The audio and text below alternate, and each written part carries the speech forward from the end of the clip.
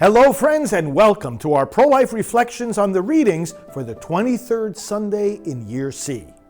Hating even his own life. That's a strongly worded condition of discipleship laid out in today's gospel. It takes aim at the arrogance we tend to have because of original sin. It's the idea that was presented to our first parents. You will be like gods, the serpent said to them in the Garden of Eden. This original temptation was a promise that what was right and what was wrong would be up to us, that we could write our own moral law. That's what the tree of the knowledge of good and evil meant, and why Adam and Eve could not eat from it. We're all called to know good from evil, but not to decide it. To think we decide it is precisely the error of the pro-choice mindset. It's all up to me and my choice, even if it means killing a baby. This way of thinking, of course, leads to total chaos.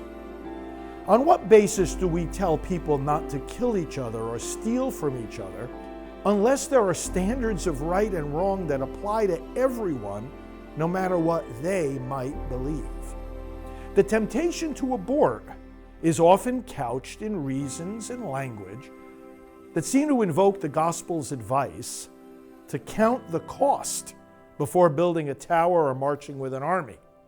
Yet, prudence does not give license to kill just because we want to clean up our past mistakes.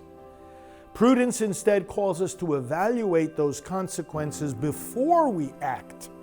And in this sense, the gospel's lesson is a call to chastity and not to engage in sexual relations until we are ready to welcome a child in the context of marriage.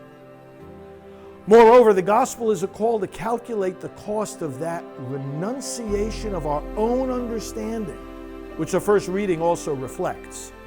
Unsure are our plans.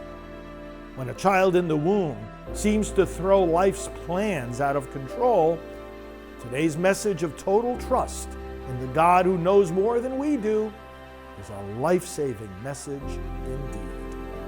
Friends, to find pro-life reflections on the readings for all the Sundays of the year, go to preachingonabortion.com, where you can also order my book, Proclaiming the Message of Life.